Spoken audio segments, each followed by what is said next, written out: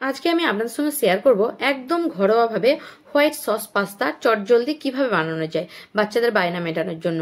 চলুন তাহলে দেরি না করে দেখে নেওয়া যাক আমার আজকের ভিডিওটি। হোয়াইট সস পাস্তা বানানোর জন্য কিছুটা পরিমাণে আমি পাস্তা নিয়ে নিয়েছি, আর এখানে একটা প্রেসার কুকারে জল নিয়ে নিয়েছি।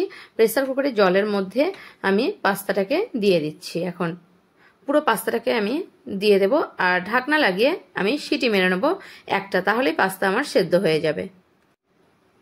পাস্তাটাকে আমি ঢাকনাটা লাগিয়ে নিচ্ছি। এখন এবারে সিটি মেরে নেবো একটা। এবারে পাস্তাটা আমি গ্যাসের ফ্লেমটা অফ করে পাস্তাটা ঠান্ডা হওয়া অবধি অপেক্ষা করব। তারপর একটা ফ্রাই প্যান বসিয়ে নিয়েছি। ফ্রাই প্যানে আমি 1 চামচ সাদা তেল দিয়ে দিলাম, মানে রাইস ব্র্যান্ড অয়েল, আর 1 চামচ বাটার দিয়ে দিচ্ছি। আর বাটারটা দেওয়ার পর তেলটা দিচ্ছি বাটারটা যাতে পুড়ে না যায় সেই কারণে। তারপর আমি এর মধ্যে দিয়ে দিচ্ছি এখানে ময়দা, আর ময়দাটা আমি 2 চামচ পরিমাণে দেব। ময়দাটা ভালোভাবে একটু ভেজে নেব, একদম লো ফ্লেমে রেখে 2-3 মিনিট ময়দাটাকে ভালোভাবে ভেজে নেব।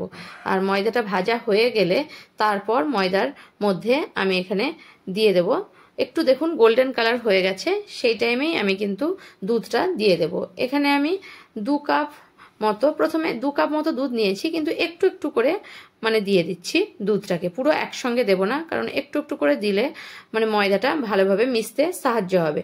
তাই আমি অল্প অল্প দুধ মানে অ্যাড করছি এর মধ্যে। দেখুন আপনারা দেখলে নিশ্চয়ই বুঝতে পারছেন যে কতটুকু দুধ দিচ্ছি। এবারে পুরোটা আমি দিয়ে দেবো, দুবার মেশানোর, দুবার অল্প অল্প করে দেওয়ার পরে আমি দুধটা পুরোটা দিয়ে দিচ্ছি। এখানে বড় কাপের 2 কাপ মতো দুধ আমি রেখেছিলাম একটা মাপ করে, সেইভাবেই আমি দিয়ে দিচ্ছি।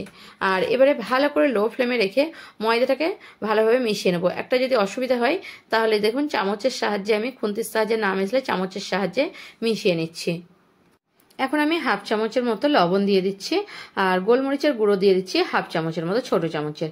এবারে ভালোভাবে মিশিয়ে নিচ্ছি পাস্তাটাকে। গ্যাসের ফ্লেমটা কিন্তু আমার অন আছে, একদম লো ফ্লেমে।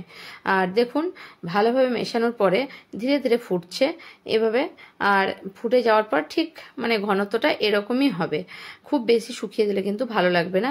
এখন আমি একটা থালার মধ্যে বা বাটির মধ্যে ওটাকে নিয়ে নিলাম। তারপর আবার ফ্রাই প্যানটা গরম করতে দিয়ে দিয়েছি।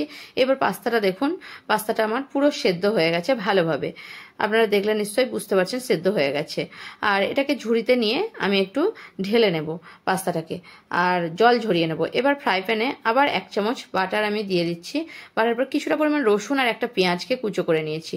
রসুনটা প্রথমেই দিলাম বাটারের মধ্যে।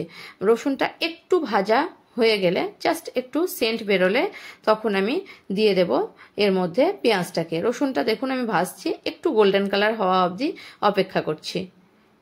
আর যখনই গোল্ডেন কালার হয়ে যাবে আর একটা গন্ধ ভালোভাবে ওর থেকে বেরিয়ে আসবে, তখন কিন্তু আমি এর মধ্যে দিয়ে দেব পেঁয়াজটা।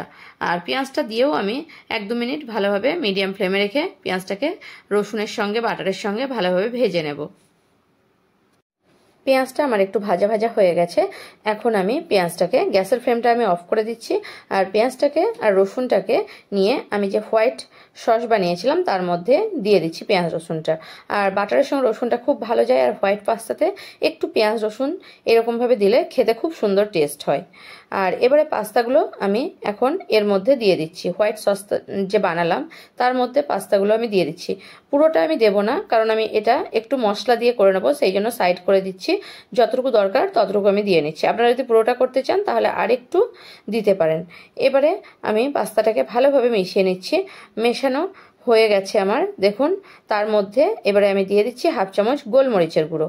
আর কিভাবে চিজ ছাড়া কতটা সুন্দর লাগলো পাস্তাটা দেখলে নিশ্চয়ই আপনারা বুঝতে পারছেন। বাচ্চারা খুব খুশি হয়ে যাবে বাড়িতে বা টিফিনে বানিয়ে দিলে। আমার ভিডিও যদি আপনাদের ভালো লেগে থাকে তাহলে আমার চ্যানেলকে সাবস্ক্রাইব করার অনুরোধ রইল, আর কমেন্ট করে জানাবেন রেসিপিটা আপনাদের কেমন লাগলো। যদি ভালো লেগে থাকে তাহলে একটা লাইক করতে